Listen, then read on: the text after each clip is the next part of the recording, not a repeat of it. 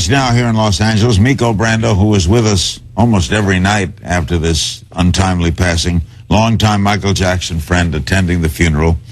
And Dave, yes, that's his name, Dave. He was David Rothenberg. He was set on fire in 1983, suffered, as you can see, terrible scars. Michael Jackson befriended him and paid for a lot of his surgeries. Dave is also attending the burial. Why Dave? Well, to liberate myself from the confines of my father's criminality. He caused the fire? Yeah. He is a criminal, and he caused all this. To free myself of his name and his legacy, I decided to become my own person through changing my name. We'll find out how Michael helped you, but Miko, is that a typical story of Michael helping people like this? Absolutely. When he would hear about stories of people in need or needed help, and when we watched the news together, he'd reach out to them, send them a basket, send them a note, get well, or whatever the incident would be, and he'd always reach out to people and help people. Even driving around town, he'd stop and help people. How did he find out about you, Dave? He heard about me, and he had contacted me and wanted to meet me. How old were you at the time? I was about 7 years old at the time. And were you in the hospital? I was not in the hospital at the time. I was in interim back and forth from surgery. And what did he do for you? Well, basically, he befriended me. He took me into his life, which is very rare for Michael to do. But he opened up his arms to me and accepted me as a very good friend of his. And throughout the years, he never let me go. I believe that's the hearse carrying the body into Forest Lawn. He will be interred. It looks like a beautiful place to have for him, Miko. It was very nice. It was a very nice compound. Yeah, we're going to be showing you a close-up of that. That is Forest Lawn. Were you surprised, Dave, to hear from him when you were 7? Oh, it's a very interesting story, Larry. It was kind of the visit to his Encino house was very impromptu, and it was kept a secret by my mother. And I had always been kind of a admirer of his, not a fan per se, but I always loved his music. And my mother surprised me one day and brought me up to Neverland. And I entered an arcade, and there were all these Paul McCartney records all over this, The Girl Is Mine, and, this and that. And I remember sitting down, and at the time, my favorite video game was Pole Position. And I was playing Pole Position, and I felt a little tap on my shoulder, and I turned around, and there was Michael. And you know what, Larry? What? At that moment, we embraced, and that embrace never ended throughout our whole entire friendship. Dave, what don't we know about him we should know? Well, I believe what people fail to realize is that Michael was a human being. Throughout the years, I think he was kind of stigmatized by the media, and I believe that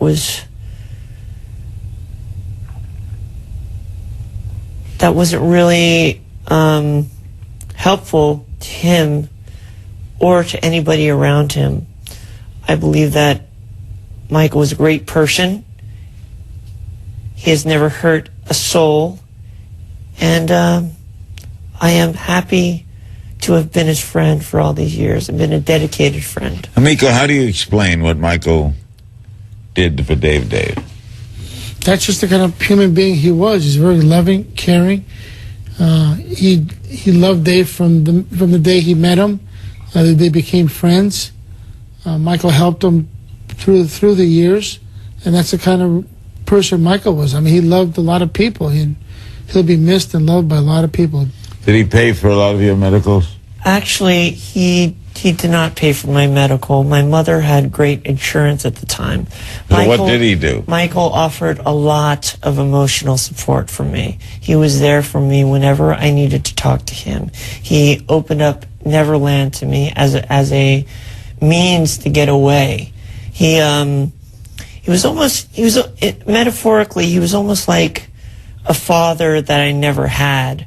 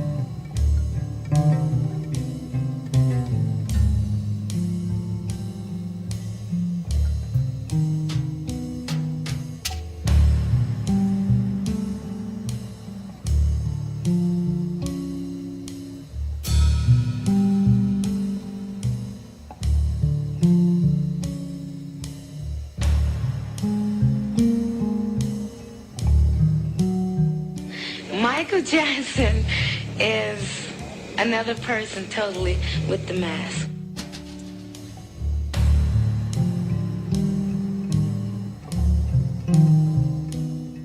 I don't know how we expect to go to the movies, but you know what I'm saying? Like, this is Michael Jackson. Like, how the hell are we gonna actually go to the movies? So he grabbed the kids. They looking normal. Mike comes out. He has his disguise on, you know. So I starts laughing because I didn't even recognize him, you know. Sometimes I forget that he's supposed to be in his disguise, you know.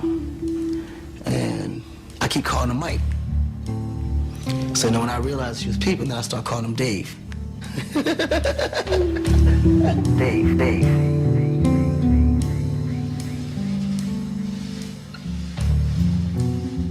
Hello all, this is Dave. How are you? Our world has come to an interesting point in an interesting time. This is a very interesting project we're working on. I want to thank each and every one of you for your overwhelming support. May God bless you. I love you. Good night.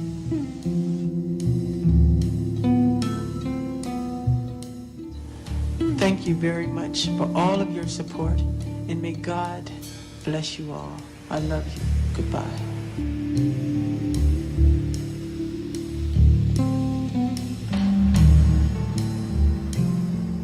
I believe that I lost a person in my life, but at the same time, I gained a lot of knowledge and a lot of experience.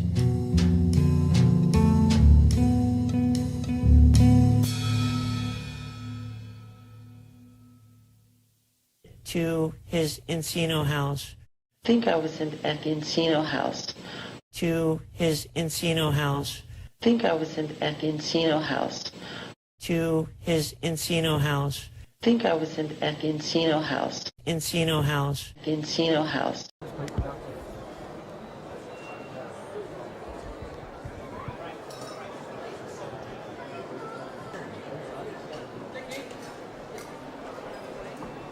You gonna find one yet? Or?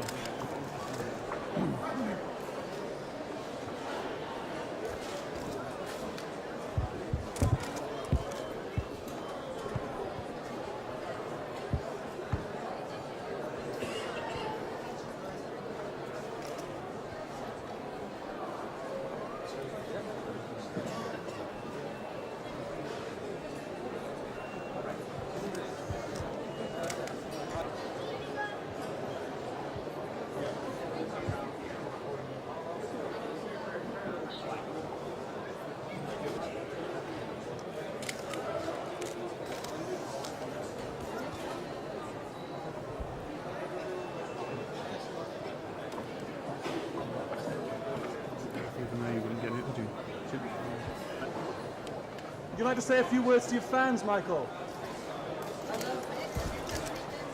Anything else? Happy to be here. How does it feel to be meeting the royalty tonight? Very exciting.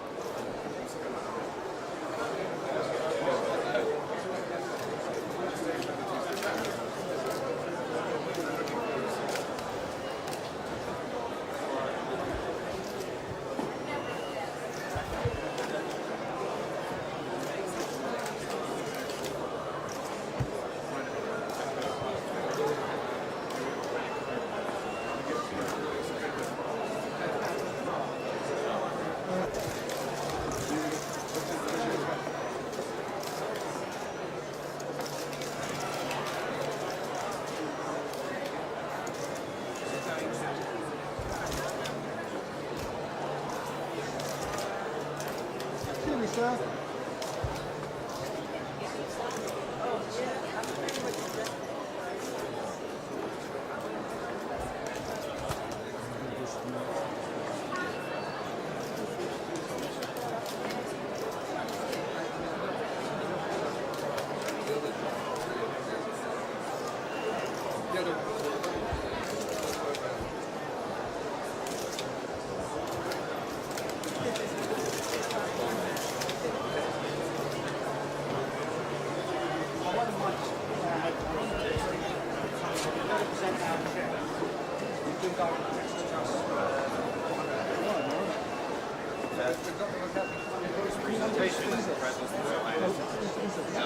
Pepsi and Michael have had the opportunity to do a lot of great things together.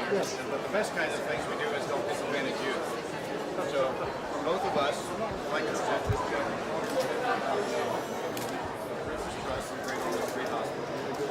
Thank you very much. Thank you very much.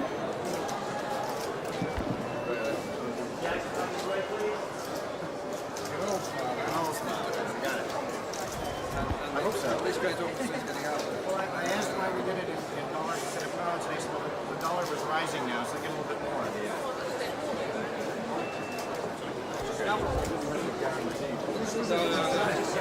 Wrapped over here.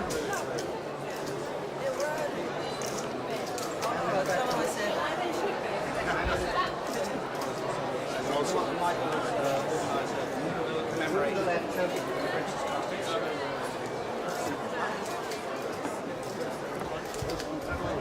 It represents all three albums. So far, we're in hand.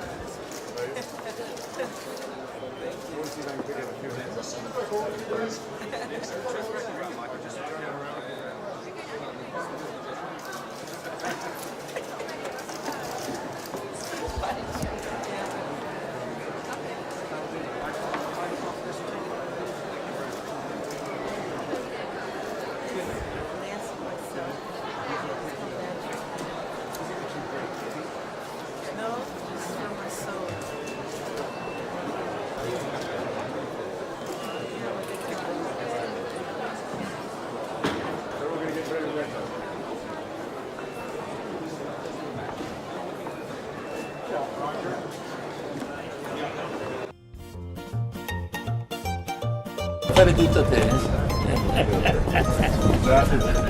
In a recent G8 meeting in Rome, the leaders of the world discussed the passing of Michael Jackson with President Obama.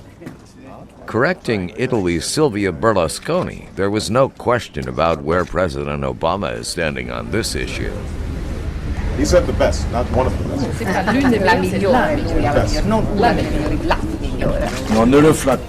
What was his reaction to the death of Michael Jackson? I talked to him about it this morning. Look, he said to me that obviously Michael Jackson was a spectacular... Historically, U.S. presidents from both parties welcomed Michael Jackson to the White House, starting with President Carter. In 1984, President Reagan invited Jackson to the White House to thank him for supporting a campaign against drunk driving. President of the United States, Mrs. Reagan, and Mr. Michael Jackson. Well, isn't this a thriller? I'm delighted to see all of you here today. We haven't seen this many people since we left China. He is totally opposed to drugs and alcohol and is using his popularity to influence young people against them. That's what Reagan wrote in his diary at the time. One of the most talented, most popular, and most exciting superstars in the music world today. The first Michael President Jackson. Bush also complimented Jackson, appearing with him in the Rose Garden in 1990, and noting that Jackson had received a humanitarian award from the Capitol Children's Museum. And I just wanted to... Jackson sang "Heal the World" at President Clinton's first inaugural gala in 1993. President Obama mentioned the great joy that Michael Jackson brought to a lot of people through his extraordinary gifts as an entertainer. Michael Jackson will go down in history as one of our greatest entertainers. I grew up on his music. still have all his stuff on my iPod. I think that his brilliance as a performer also was paired with a tragic and, in many ways sad personal life. But I'm glad to see that he is being remembered primarily for the great joy that he brought to a lot of people through his extraordinary gifts as an entertainer. Before his death, Michael Jackson became a symbol of resistance for the Iranian post-election movement. And it's also reported that he was about to engage the North Korean dictator Kim Jong-il, an assumed-to-be fan, to help free 2 American journalists imprisoned in North Korea. So many people are on television that don't know me, and they're like experts on me. When Michael Jackson died, I knew him very well. And everybody was talking about Michael Jackson. They didn't know him. One thing about Michael Jackson, he lived in Trump Tower. And I see your show all the time, Michael Jackson. Every night you have Michael Jackson, blah, blah, blah. 15 years ago, I went to Madison Square Garden and I watched Michael Jackson perform and do the moonwalk across the stage. And I said, I don't think I've ever seen anything. There was no entertainer like him. He lives in various of my buildings. I mean, he sort of follows me around in the sense of he likes what I have. Well, I know him very well. He's lived in my buildings. Perfect gentleman. We never had one problem. He's a friend of mine. I mean, he's a good guy. He's a little different. Badly. Well, he's gone through a lot. I'm going to stick up for him because nobody else is, but I don't believe it. Michael was a great friend of ours, actually. And he lived in Trump Tower for a long period of time. He did. And he was a sweet guy, special guy. He was with me many, many times, at Mar-a-Lago in particular, in Palm Beach. And so many unbelievable weekends took place with Michael, especially in Palm Beach. Kennedy Jr. and his connection to Donald Trump in the plan, as well as various other coded messages, has been hidden inside of past events. Is it possible that we have missed one of the biggest revelations of Q? That Michael Jackson and Donald Trump are connected? Did Donald Trump and QAnon help Michael Jackson to fake his death to escape the Illuminati death sentence and to ultimately join the alliance by providing insight and revelation into the pedophile satanic network of the elite? Michael Jackson was a child star that grew up in the entertainment industry. What did he know? What did he share with Trump? Is Michael Jackson alive, working alongside Trump and JFK Jr. and QAnon to destroy the Illuminati? This video will open your eyes to many things. Do your own research and judge for yourself. But in the words of Q, how many coincidences before it is mathematically impossible? Future will prove the past. Before Michael Jackson died, he attempted to break away from his Illuminati handlers and Sony Records. He went on the offense, openly condemning the company and its CEO, Tommy Mottola, as a devil. Michael also sent a coded message that Sony wanted to kill him. Michael appears fearless, as though he is being protected by an elite force from this satanic cult. Because most entertainers would never openly challenge the Illuminati, was Trump and QAnon protecting Michael as they did JFK Jr. 10 years earlier? Michael also revealed that he was able to outsmart Sony with a crafty business strategy and was leaving a free agent and owning half of Sony Records, a multi-billion-dollar company. Was Donald Trump guiding him to victory? As Michael walked off the stage, he sent a bold threat to the devil, Tommy Mottola, claiming that the executive will be terminated, and makes a bold prediction that the best was yet to come. Was Michael talking about the storm?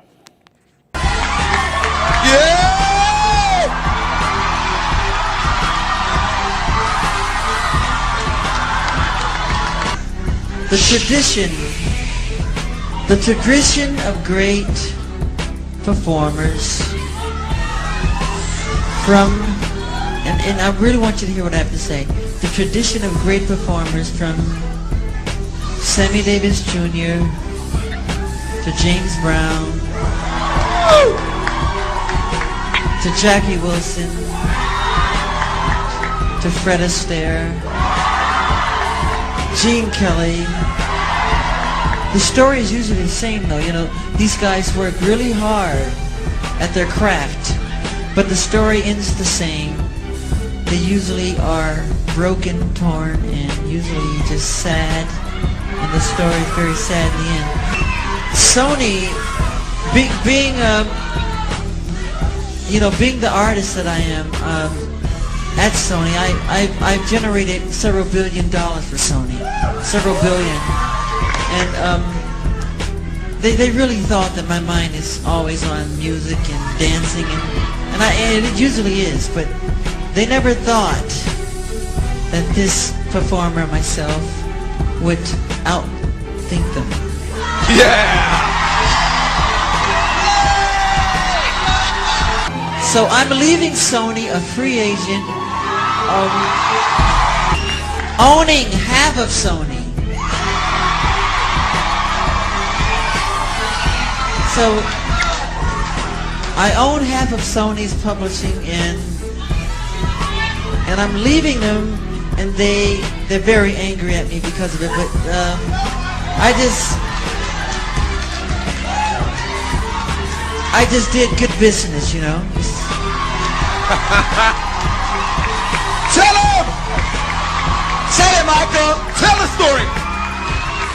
But, so, the way they get revenge is to try and destroy my album.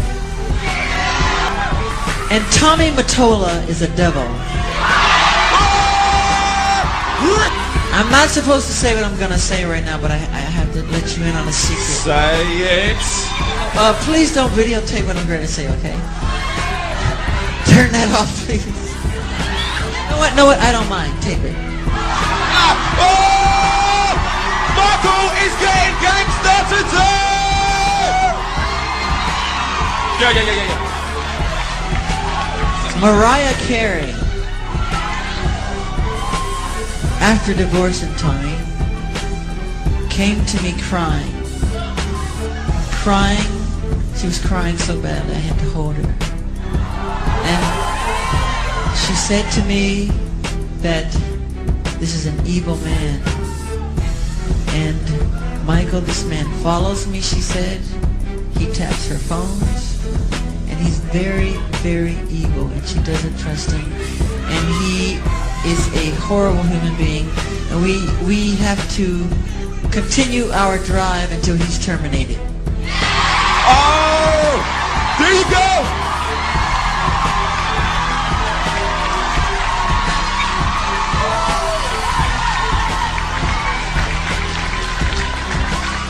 We can't allow him to do this to great artistry. We just can't. I just want you to know I appreciate everything you've done. You've been amazing. You're so loyal, Diana. Everybody, Waldo, all the people here, I love you all. You've been amazing. Thank you! I love you. But still, I promise you, the best is yet to come. Sony will soon own the full rights to some of the biggest names in music. Maribel Abrams joining us live from the NASDAQ market site in New York with details on this deal. Maribel, good morning.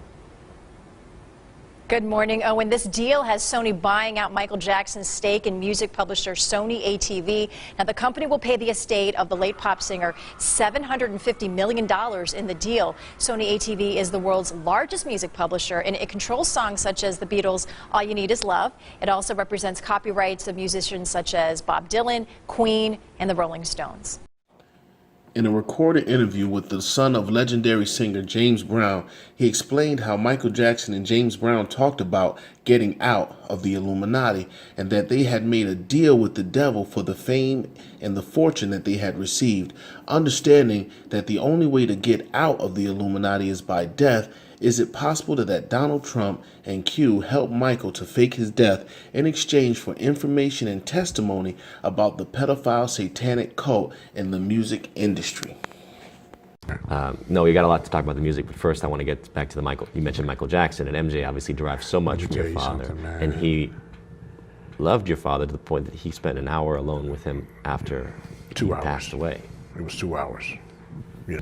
He was so close to my father till, you know, everything he did was because of what my father taught him. Mm-hmm. You know, to the last time he came out, you know, he was talking about Sony and different things, you know. He called my dad before that. because both of them had talked about getting out. Now, whatever that is, getting out. You know, they were tired of it. You know, and this goes. You think this goes back to the ownership of exactly the brand, exactly. of The everything crossroads. You know, the selling of your soul, all kind of things that happen. So now what? Now going back to who was it that wrote? That did the song "I Sold My Soul to the Devil." I know you're talking about Robert not blues, McRae. the blues singer. Yeah. Robert Johnson, right? Yeah. And his whole deal with the devil, and then do you think that is real in the music business? Very much. I mean, it's very much real. This is where the story gets creepy. Long time